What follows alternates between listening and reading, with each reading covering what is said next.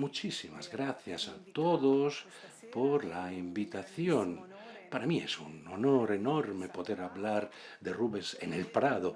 Un honor, sobre todo, porque, tal como decía Alejandro Vergara, aquí en España contamos con un gran número de obras de Rubens, un número increíble. Es un italiano y también un español. Rubens amó muchísimo a España. Esta intervención girará en torno a la cultura italiana y hasta qué punto esta fue importante para el vocabulario pictórico de Rubens. Alejandro acaba de decir que Rubens es un artista también italiano y esta es una pregunta que a partir de los años 70 se viene planteando a menudo. ¿Es un pintor italiano Rubens? ¿Es un pintor flamenco? ¿Qué lengua habla en resumidas cuentas? Así que hoy vamos a ver cómo puede Rubens construir su propio glosario, su propio vocabulario de renacimientos y de manierismos italianos a partir de Flandes. ¿Qué palabras, qué entradas encontramos en su vocabulario de imágenes, de textos? Y sobre todo,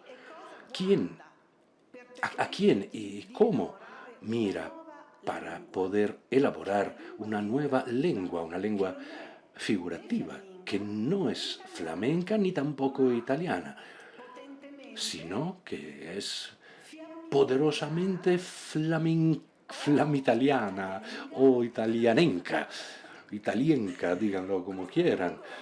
Esta larga introducción sobre los temas de los intereses de Rubens, de sus contactos, de su increíble red de relaciones, quiere demostrar que el pintor crea un nuevo lenguaje muy fuerte, muy querido en su patria, pero también en Italia, en Francia, en Inglaterra y sobre todo aquí en España. Una nueva lengua figurativa europea y es la primera que encontramos en la historia del arte. El poderío de Miguel Ángel, el equilibrio de Rafael, el color de Tiziano, Tintoretto, Veronés, pero también los antiguismos o antiquismos de Mantegna, los difuminados de Leonardo, los abstractismos colorados de Parmigianino, de Pandraso, de Andrea del Sarto, la dulzura de Correggio, la fuerza excéntrica de Giulio Romano y del Pordenone, pero también las finuras de pintores como Próspero Fontana y las nuevas propuestas de los pintores más importantes de su época en Italia, Ludovico Carracci, Guido Reni y también el propio Caravaggio. Pues bien, todos ellos los fusiona Rubens en un crisol alquímico, de alquimista, y de aquí sale una nueva fuerza de color y de dibujo que pasa por el filtro de un antiguo que nunca es convencional, con sujetos mitológicos y religiosos más libres a partir de la contrarreforma italiana, así que no puede ser un italiano, pero tampoco es un flamenco al uso, es un flamenco nuevo, copia, retoca dibujos originales y réplicas también, encarga dibujos a otros artistas a los que paga para que vayan a copiar para él sus obras favoritas, a donde él no tenía tiempo para llegar. Su vocabulario, entre comillas, se sigue enriqueciendo con nuevas formas de forma muy rápida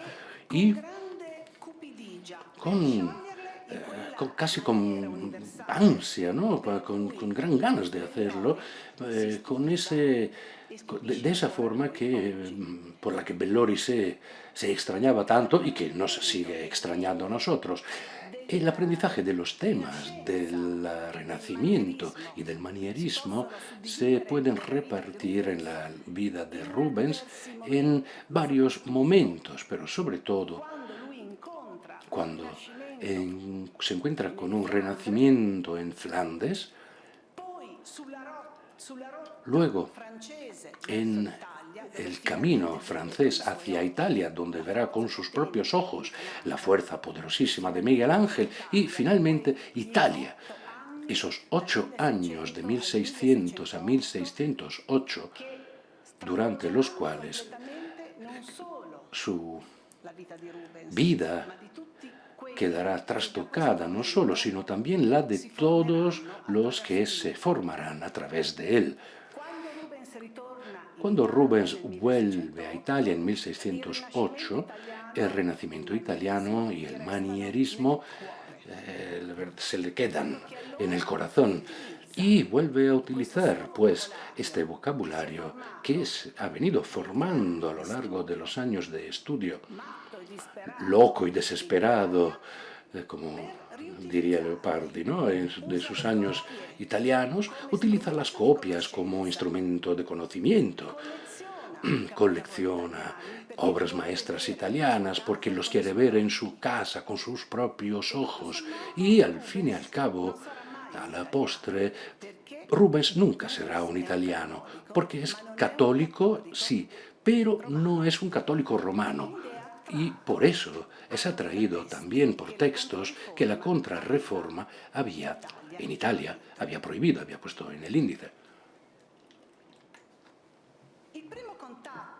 El primer contacto que Rubens tuvo con el Renacimiento italiano fue a través de su maestro Othon van Veen, con el que llevó a cabo los últimos años de su aprendizaje, a partir de 1595, antes de ser admitido como maestro en la Corporación de San Lucas de Amberes. Othon van Veen pues, formaba parte de la corporación de los romanistas, amaba mucho Italia. En esta corporación podían acceder únicamente los que hubieran visitado personalmente Italia y en concreto Roma. Desde luego, Othon van Veen conoció en Roma personalmente a Federico Zuccari y quizás a través de al propio Federico Barocci, seguramente su pintura. Para el joven Rubens, pues, Othon representaba el mejor pasaporte para acercarse no solo a la tradición pictórica renacentista italiana, sino más en general a la cultura clásica, a través del pensamiento y de las prácticas artísticas del Cinquecento italiano. Son muy pocos los testimonios de la actividad pictórica de Rubens antes de su estadía italiana. Sin embargo, son importantes para entender hasta qué punto este aprendizaje haya sido influido por el estudio de los grandes maestros del Renacimiento italiano. Muchos de estos testimonios son verdaderas traducciones pictóricas de grabados del siglo XVI. Por ejemplo, la Bacanal con Sileno, que está en Pommersfenden, que está basado en un grabado reproduciendo un dibujo de Andrea Mantegna.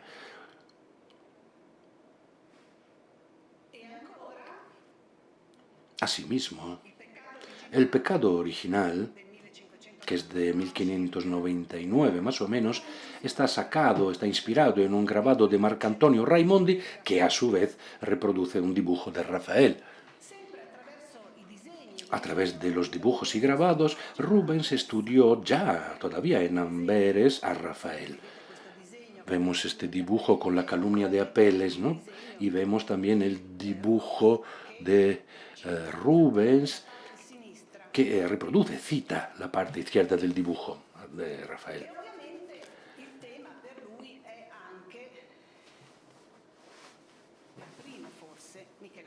Y también, evidentemente, está muy presente en el Miguel Ángel, al que estudia a través de grabados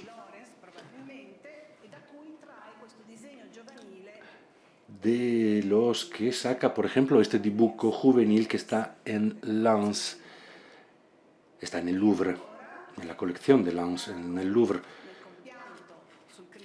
Y luego vemos aquí la lamentación sobre el Cristo muerto que está en el Louvre. Aquí cita claramente un grabado del mismo título de Enea Vico.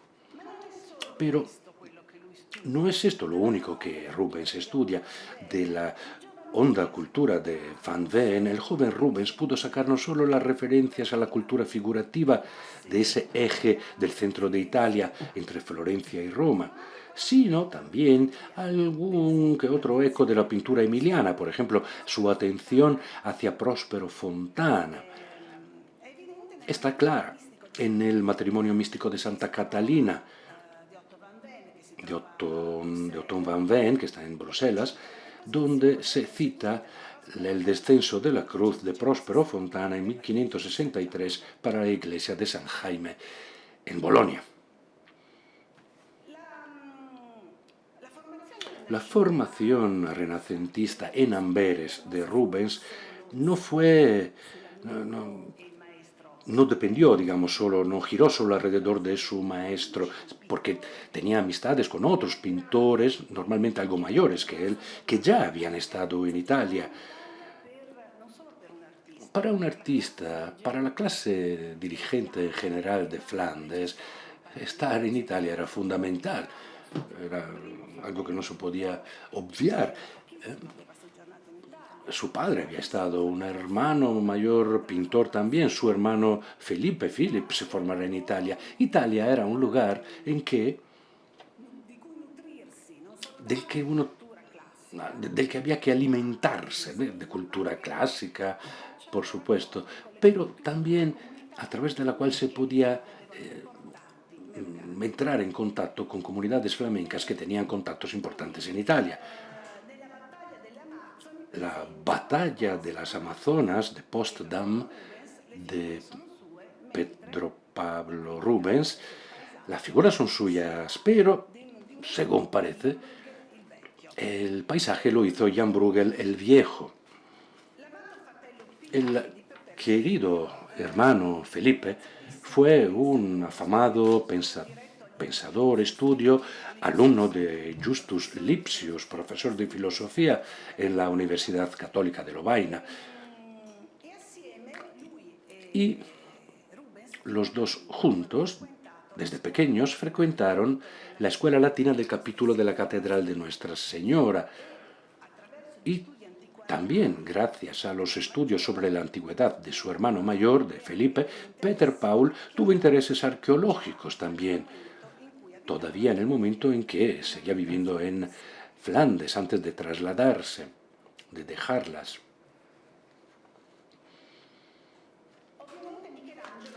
Miguel Ángel, por supuesto, era una atracción fundamental para todos los artistas extranjeros, como demostraran Goltzius, Van Heemskerk, Van Mander, quien es el primer biógrafo de Van Veen. Esta querencia por lo antiguo se deduce muy precozmente para Rubens en la primera serie que dedicó a los retratos de emperadores romanos que le encargara a su amigo Nicolás Rocox, burgomaestre o alcalde de Amberes. De este trabajo conocemos tan solo Nerón y Cómodo, este es Nerón. Las demás efigies las conocemos a través de copias que probablemente fueron realizadas por su alumno Deodat van der Mont, Deodato van del Monte, del que sabemos muy poquito, pero que debió de ser algo más que un ayudante, el hombre que acompañó a Rubens en Italia, le siguió durante 8 años, también el que organizaba la cultura de Rubens a través de las copias y la adquisición de obras de otros pintores. Es interesante porque en esta efigie de Nerón no vemos ninguna ningún afán filológico, arqueológico. Es un ejercicio manierista cuya prueba consiste en la introducción de estas efigies dentro de un falso marco ovalado, casi imitando los antiguos medallones. Es evidente que el estudio de lo antiguo, antes de la larga estadía italiana, no podía sino proceder o basarse en el conocimiento indirecto de la cultura del siglo XVI italiano. Muy diferente será el abordaje más tarde realmente filoarqueológico para la ilustración de la publicación de su hermano Philip, el Lectorum Libri Duo, escrito durante los años de la segunda estadía en Roma. Nos preguntamos, pues, ¿cuándo se produjo realmente el primer encuentro entre Rubens y la pintura italiana y con uno de los grandes maestros con los que él soñaba, Miguel Ángel, Rafael, Leonardo? Bueno, a Leonardo le encontrará más tarde, en realidad. El primer contacto se produjo en el camino francés hacia Italia, es decir, en un viaje hacia las tierras italianas empezado en 1600. Houbraken y Michel recuerdan que Rubens debió de pasar por París antes de llegar ahí a la península itálica. Un año antes, dicho itinerario, dicho camino fue recorrido con toda seguridad. Tenemos testimonios directos por su hermano Philip y también por su protegido Guillaume Richardot, hermano menor de Jean Richardot, embajador de Flandes ante la Santa Sede y además obispo de Arras, quien otorgó una prebenda eclesiástica a Philip Rubens de 100 escudos de oro al año, y fue este mismo señor quien hizo encargar a Peter Paul la decoración de la capilla de Sant'Elena,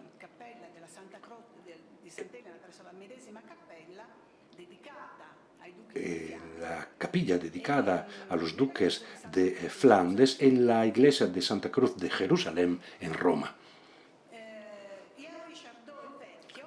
Richardot el Viejo presidía el Consejo Privado de Flandes. Es pues muy probable que Pedro Pablo siguiera el mismo camino y que haya tenido oportunidad de visitar el Castillo Real de Fontainebleau.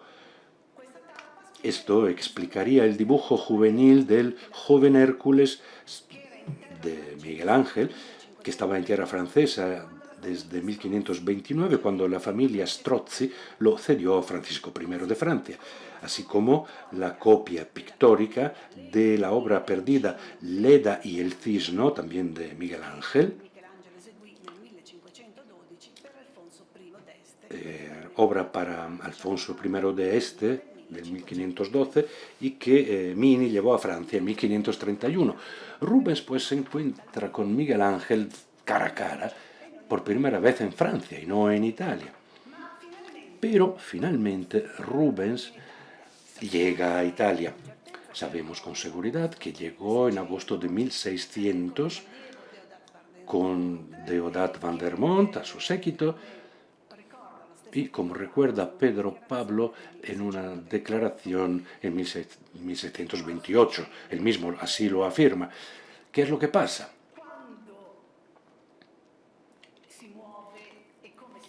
¿Cuándo y cómo se mueve? Los últimos estudios coinciden en decir que la trayectoria de Rubens pasara por Francia, luego por Génova, para llegar a Venecia.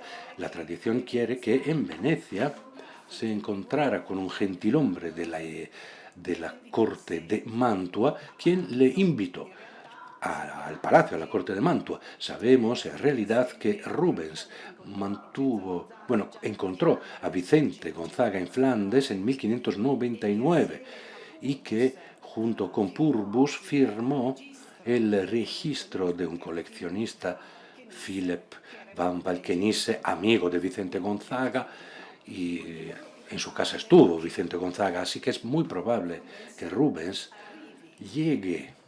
llegara a Italia, como dicen las fuentes, como dice Sandrac, con una carta de presentación del archiduque, y que en Venecia tuviera una cita con este gentilhombre de la corte de Mantua y que a partir de ese momento entrara no ya como pintor de corte, sino como fámulo, como hombre del corte, de la corte, del séquito personal del duque de Mantua. Ello no le estaba permitido a Purbus, quien llegó unos meses después, pero sí le estaba permitido a Rubens esta cercanía con el duque. Rubens lo volvemos a encontrar exactamente como fámulo, justamente, en el viaje en octubre de 1600, en el cortejo, acompañando a Vicente Gonzaga hasta Florencia con motivo de la boda por poderes de su cuñada María de Medici, hermana de la esposa de Vicente, Eleonora. Rubens está con ellos, está en el Palacio Pitti, se instala en Palacio Pitti, lo sabemos con toda seguridad, y es una estancia, está en Florencia, tan importante. La recordará autorrepresentándose años más tarde en uno de los primeros grandes cuadros que realizará para María de Medici. Cuando ésta se casa en Florencia, se pone a sí mismo dentro del cuadro, con que inmortal ese momento. La estancia florentina fue fundamental para estudiar algunas obras de Miguel Ángel directamente. La sacristía de San Lorenzo, por ejemplo, de la que copió la noche en un dibujo al carboncillo,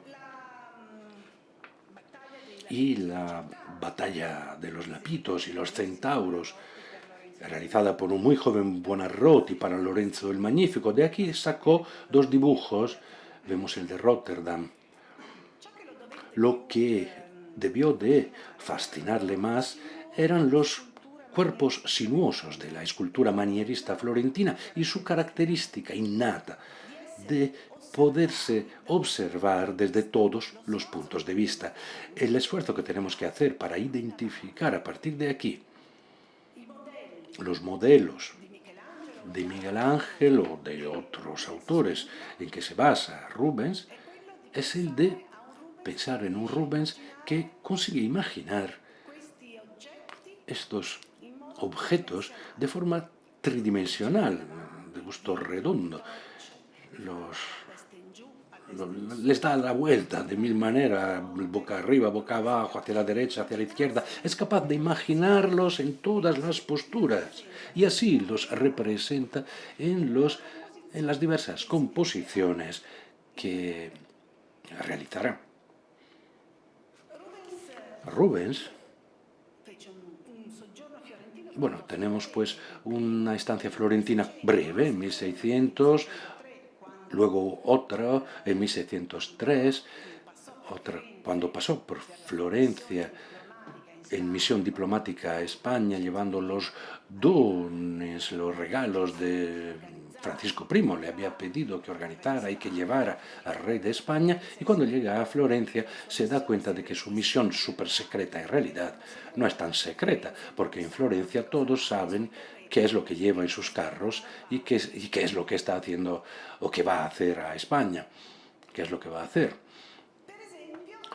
Por ejemplo, en las consecuencias de la guerra, cuadro del 37, en la carta que acompaña el cuadro a Carta para Sustermann, pintor del Gran Duque de Toscana, dice que la mujer con el laúd roto denota la armonía, y es una reinterpretación de la Noche de Miguel Ángel, que estudió de joven, siendo joven, desde diversos puntos de vista. La vemos bajo a la derecha, la mujer con el laúd partido, siempre formando parte de ese estudio de la Noche de Miguel Ángel, la obra que vimos antes. Durante su primera estancia florentina se hizo con un dibujo de Giulio Clodio que retocó, que es copia del rapto de Ganímedes que hizo Miguel Ángel como tributo de Cavalieri. El interés que Rubens tuvo hacia este dibujo tenía implicaciones no solo artísticas, sino sobre todo filosóficas. siguiendo esa actitud intelectual típica del maestro de Anversa. Él hace una lectura neoplatónica cristiana del antiguo mito griego, reinterpretando la apoteosis de Ganímedes como el ascenso del alma hacia una contemplación más universal y despegada de las cosas terrenales. En el transcurso del viaje florentino, Rubens entró en contacto, obviamente, también con la pintura de Leonardo, quien, sin embargo, no le habla tan abiertamente como en cambio si lo hacía Miguel Ángel, ni, ni le sugiere nuevas composiciones, nuevas posturas, como si lo hacía Rafael, el arte de Rafael. En la capital, Florencia, tuvo ocasión de estudiar la batalla del Estandarte, que es sacada de la batalla de Anghiari, del Salón de los 500 en Palacio Viejo, realizada, cubierta por la decoración de Vasari en 1557. Rubens estudió el grabado que sacó de allí Lorenzo Zacchias y también la copia del siglo XVI que formaba parte de la colección de los Medici. Él mismo compró y retocó algunas copias del siglo XVI y, siguiendo el método que le caracterizó durante toda su carrera, reformuló, reinventó a través de la composición de los maestros. Otra etapa leonardesca, pero que caracteriza otra etapa en otra ciudad, es, sin lugar a duda, el estudio directo de la Última Cena, pintada entre 1494 y 1498 en el refectorio del convento adyacente al santuario de Santa María de las Gracias en Milán. Rubens lo copió y sacó una copia, este bonito dibujo de Dijon, es tinta sobre papel, demostrándose hasta qué punto Leonardo, para él, era difícil de entender, hasta qué punto lo interpretaba de una forma mucho más vivaz, mucho más vital. Nos preguntamos cuándo Rubens fue a Milán. Todavía no lo sabemos con seguridad, no hay documentos que nos digan exactamente cuándo se pasó por Milán. A lo mejor desde Génova sería lo más normal, antes de llegar a Venecia quizás, o quizás acompañó a Vicente Gonzaga en uno de los muchos viajes que éste hacía todos los meses a Milán, donde los joyeros y los escultores de cristal de roca trabajaban para el duque de Mantua. La razón principal de la larga permanencia de Pedro Pablo en Italia, sin embargo, no era otra que la oportunidad de estudiar las colecciones de arte antiguo y del Renacimiento.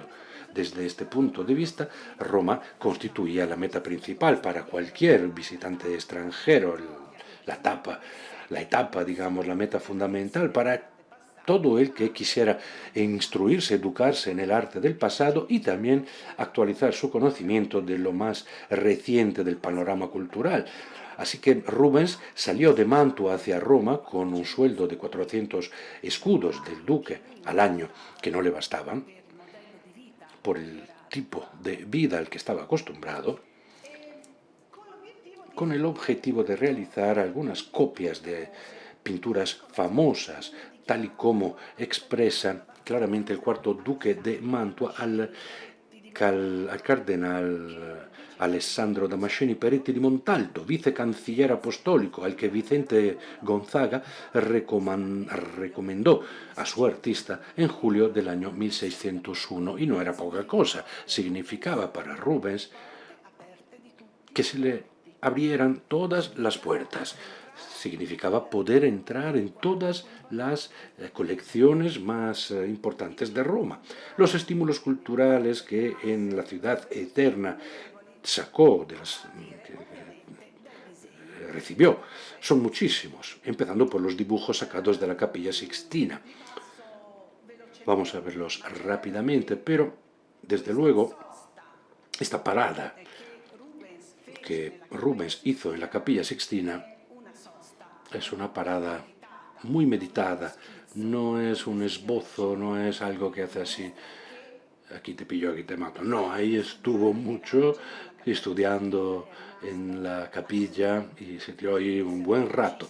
Rubens trabajaba muy rápidamente, eso sí. Sin embargo, estos dibujos tan acabados, tan bien hechos, tan bien rematados y pensados, incluso diría poco reinventados, demuestran hasta qué punto estaba sojuzgado por, por el poderío de Miguel Ángel, que respeto le tenía.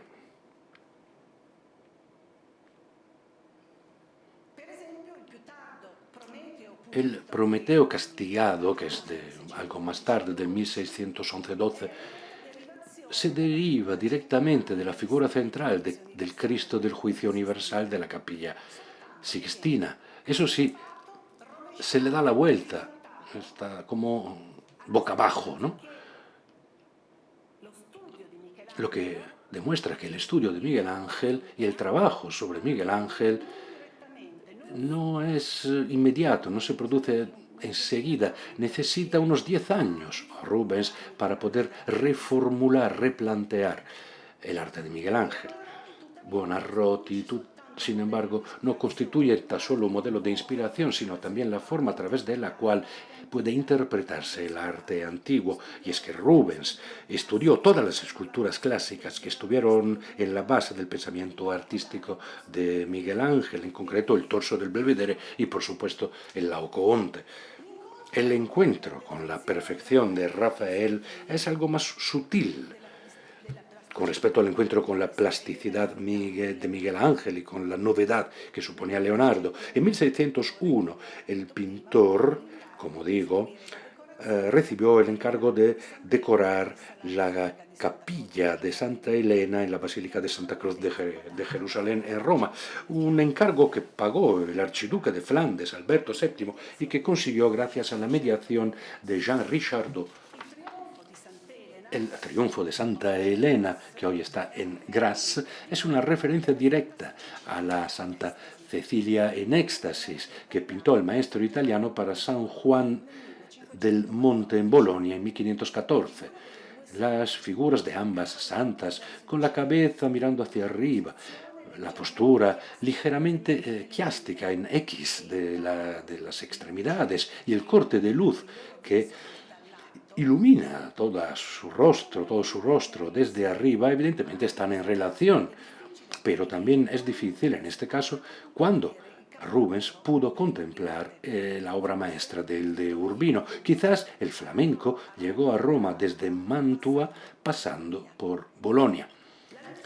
La lección indudablemente más relevante que saca de Rafael es del uso de este drapeado cambiante que se funde totalmente con la forma de pintar de Rubens, se convierte en la forma de pintar de Rubens. Los vestidos de las damas genovesas parecen derivarse directamente del fresco con Gregorio IX, ofreciendo las decretales que está en la estancia de la Signatura en los palacios vaticanos. Y de forma aún más directa vemos la Santa Domitilla de la iglesia de la Vallicella, el gran encargo que Rubens consiguió durante su segunda estadía romana, 1607, procede. Vean esta manga tan importante de Rafael, ¿no? Pues a lo Rafael está sacado de la dama velada, sobre todo en las cromías cambiantes de esta manga que habla, que es un poema, vaya. También otra referencia muy evidente en la decoración de la Vallicella está en la figura de San Gregorio Magno, quien parece recordar el proceder seráfico de Aristóteles a la derecha. En la escuela de Atenas, vean la postura de los brazos separados y también este amago de posición quiástica de los miembros, pero con cierta compostura, con cierta firmeza mesurada. Otra cita importante es la de las estatuas de Begarelli de Stucco, que Rubens vio seguramente en el monasterio de San Benito, cerca de Mantua. Así que Miguel Ángel, Leonardo y Rafael se ven acompañados de otro gran amor de Rubens, Tintoretto. Ya en su primer gran encargo romano para Santa Cruz, Rubens demostró una fascinación especial hacia la pintura véneta. El retablo lateral de la capilla de Santa Cruz, con la elevación de la cruz, perdida, es la única foto que nos queda, es deudora hacia el Hércules y Anteo de Tintoretto de la década de los 70 del siglo XVI, la obra central que está en Hartford. Y también le debe mucho al Calvario de la Escuela de San Roque en Venecia. El contacto con la cultura véneta se produjo seguramente durante el primer paso por la ciudad de los canales, cuando nada más llegar se encontró con ese famoso y desconocido aún embajador mantuano al que aludíamos, y posteriormente en los no documentados pero seguros viajes a Véneto en el séquito del duque de Mantua. Los cortes prospécticos, aéreos, espectaculares de Tintoretto, por ejemplo, el de San Marco salvando a un esclavo de la Galería de la Academia de Venecia, se estudian y se recuperan por parte de Rubens para la construcción de sus muchos personajes voladores, ¿no?, suspendidos en el aire. Evidente el primer ejemplo en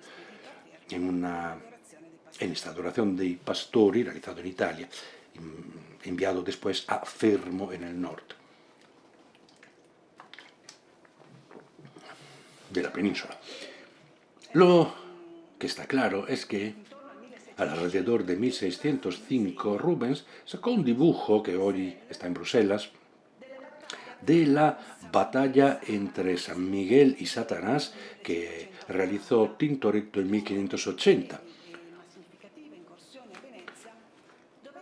Así que de estas excursiones breves pero significativas a Venecia debió de quedar especialmente maravillado por el mecanismo que Tiziano diseñó para ocultar su transfiguración en la iglesia de San Salvador, que está en el distrito de San Marcos, que fue el punto de partida para la elaboración de un mecanismo aún más complejo de sub y baja que se creó para el retablo central, con la Virgen de la Vallicella en la Gloria de los Ángeles, que es lo de la derecha. Este mecanismo era muy italiano y muy véneto en concreto. Nos llama mucho la atención hasta qué punto Rubens conoce la región de Véneto. Durante estos últimos meses me he dedicado a estudiar el recorrido de Rubens en Véneto, entrando y saliendo de las iglesias, un itinerario, un recorrido muy curioso, que no se corresponde con ninguna guía. Uno se pregunta quién le había sugerido ese itinerario. No era, digamos, el recorrido clásico que hacían todos. Fue un recorrido muy personal, un itinerario muy personal. El encuentro más directo con la pintura véneta se produjo primero en la corte del duque de Mantua, que poseía las batallas de los Gonzaga, el camarín de los Césares de Tiziano. Gonzaga tenía muchas obras vénetas, pero el encuentro más directo se produjo en España, en el transcurso de su misión diplomática a la que fue destinado por el duque de Mantua primero y luego también en otras misiones diplomáticas posteriores. En este contexto creció su interés hacia los venecianos y sobre todo Tiziano, y la visión de los retratos pertenecientes a la corte hispánica constituyó una ocasión que no se podía perder. Son testimonio de ello las copias realizadas de efigies del maestro véneto, ¿no?, como el busto de Carlos V, el retrato de Príncipe Felipe de España, que está en Chatsworth. Más allá de Tiziano y Tintoretto, el viaje a España supuso la conciencia de poder compaginar la tradición figurativa veneta con eficacia crítica interpretativa, utilizando para ello los modelos del Cinquecento véneto, para una nueva elaboración moderna y personal en el signo de la grandilocuencia y de los efectos prospécticos tan sorprendentes. La prueba más clara la encontramos en la elaboración del retrato ecuestre del duque de Lerma, el valido del rey Felipe III. Rubens presenta el protagonista frontalmente, parece casi que está a punto de salirse del lienzo para venirnos encima. Una solución iconográfica muy sugestiva que probablemente Rubens sacó de una pintura mural perdida con la imagen de Marco Curcio que realizó un pintor al que él quería mucho, Pordenone, en la fachada del Palacio Danna en Venecia alrededor de 1531. En los 8 años de permanencia en Italia, la ciudad de referencia principal para el flamenco fue, sin lugar a dudas, Mantua, capital de un pequeño pero magnífico estado que el duque Vicente I Gonzaga, un coleccionista de gran gusto, había promovido, puesto en valor hasta hacer de este estado algo muy conocido y admirado en toda Europa. En la ciudad hoy de Lombardía, Rubens entró en contacto con los grandes ciclos decorativos realizados, entre otros, por Giulio Romano, que había fallecido 54 años antes de su llegada. La admiración que Rubens tuvo con la extraordinaria creatividad de Romano reside en el progresivo gigantismo que va asumiendo su arte después del estudio de las decoraciones de los palacios mantuanos, no solo las residencias de los duques mismos, sino también de la casa que perteneció al alumno de Rafael. Es conocido el dibujo que retrata la ménsula de estuco que está por encima de la chimenea del salón de la casa de Giulio Romano.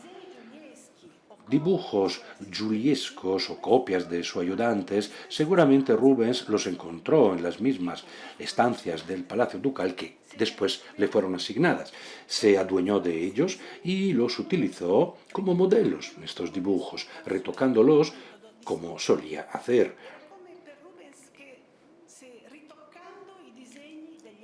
Es como si retocando los dibujos de los demás entrara en contacto directo con el alma, con el espíritu de ese dibujo, se adueñaba de él y lo ponía, como decíamos, dentro de su vocabulario.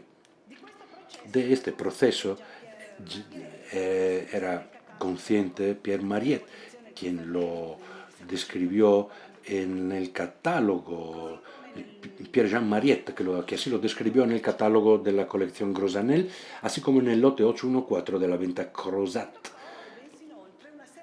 También retocó una serie de dibujos sacados de la serie del triunfo del emperador Segismundo, una invención, un dibujo de Giulio de Palacio T, Sala de los Estucos, realizada justamente en estuco por Giovan Battista Mantovano. Rubens durante mucho tiempo estuvo mucho tiempo no solo delante de Miguel Ángel, sino también dentro del Palacio T, que ya no utilizaban como residencia estival. Era un palacio de Federico Gonzaga, cada uno se construía el suyo propio. Pero entonces, dentro de ese Palacio T de Mantua, teníamos la colección de 2 pintores. Uno de ellos le dio tiempo a conocerla, los Ghisi, la colección de Ghisi, de Teodoro Ghisi. Dentro de este palacio se organizó su taller y tenían una Wunderkammer con muchos animales, con loros volando por las estancias de Leonor, que veremos a menudo en los cuadros de Rubens, loros brasileiros de la familia.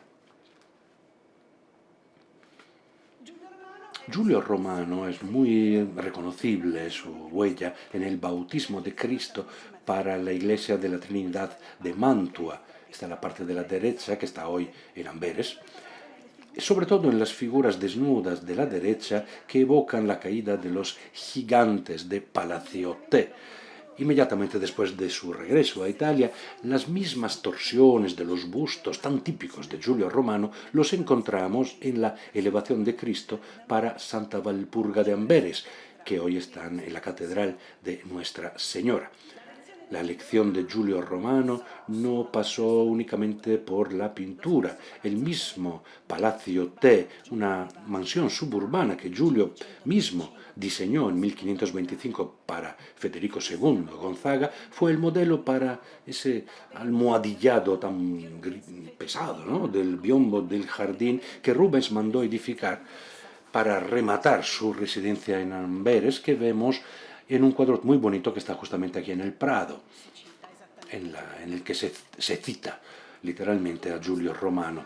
El estudio constante de la cultura figurativa del Cinquecento se puede deducir también del eco que podemos reconstruir a partir de su libreta, un documento que se quemó en el incendio del Louvre de 1720. Se han salvado dos hojas, una con la reproducción del Hércules Farnesio y otra con estudios sobre Rafael y Hans Holbein. Esta libreta fue copiada parcialmente por Van Dyck y a través de este ejercicio indirecto de transcripción figurativa podemos comprender hasta qué punto, cuán amplia pudo ser el conocimiento de Rubens acerca del Renacimiento italiano. Por ejemplo, es conocida la copia de Van Dyck, que es sacada justamente de esta libreta famosa de su maestro, representando a Neso raptando a Deianira, una iconografía sacada de una composición más amplia, en la que teníamos a Hércules matando al centauro Neso de Rosso Fiorentino, probablemente conocida esta obra a través del grabado de Caraglio. Después de 1608, cuando sale corriendo a caballo porque su madre está mala y deja Italia prisa y corriendo. Bueno, pues a partir de allí el Renacimiento e Italia se le quedan clavadas en el corazón. Durante toda su vida seguirá estudiando las obras maestras del Rinascimento, desarrollando un estilo grandioso que utiliza lo antiguo y el siglo XVI, el Cinquecento, de forma anticonvencional, y allí estriba la gran genialidad del flamenco, es decir, no citando de forma literal, sino transformando iconografías ya reconocidas y reconocibles universalmente. Después de su regreso a Amberes, las citas de las obras renacentistas fueron cada vez más libres y reelaboradas según esa maniera grandilocuente que Bellori definiera universal. En orden cronológico, vamos a ver algo rápidamente. Se puede reconocer el modelo que viene interpretado muy libremente. Por ejemplo, la Visitación, que formaba parte del tríptico de los arcabuceros de 1614, que se puede leer como una libre interpretación de la Visitación de Veronés. La Sagrada Familia, bajo el Manzano de 1635, es una clara cita, pero reelaboración en estilo solemnemente bucólico de la Virgen con Niño, Santa Isabel y San Juanito del Louvre. Pero sin duda Giulio Romano siguió siendo el modelo de inspiración más inmediato, en particular por lo que se refiere a las iconografías de inspiración mitológica. Prueba de ello es el Nacimiento de Venus, de 1638, que contextualiza en un entorno más naturalista la decoración de las paredes de Palacio T, que representaba el mismo sujeto. Estudioso, incansable como fue, no solo de las artes figurativas, sino también de la técnica y de la literatura artística del pasado, Rubens fue muy sugestionado, influido por las fuentes críticas italianas. La primera, los tratados de Giovanni Paolo Lomazzo, de forma especial en la descripción iconográfica de la anatomía masculina de tipo marcial, que puede haber inspirado, presumiblemente, el encuentro de Abraham y Melquisedec, que está en Caen.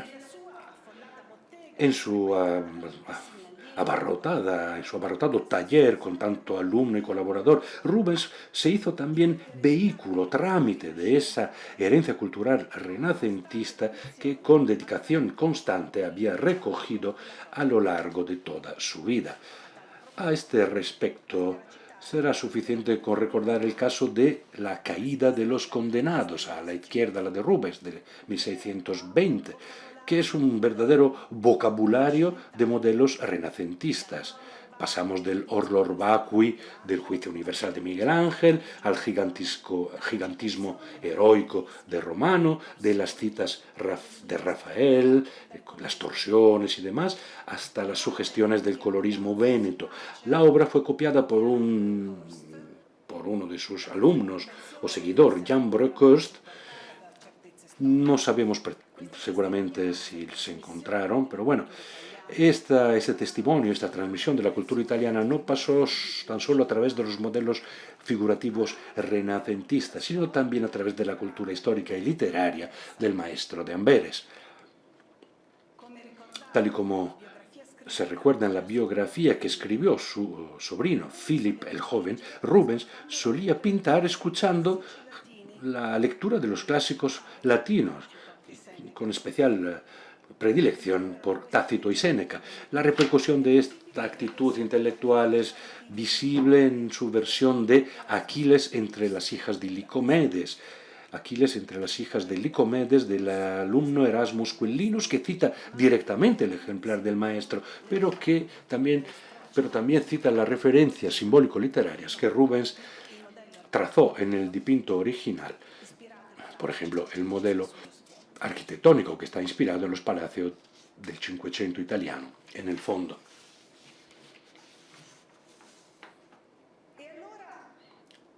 Pues bien, nos preguntamos ahora,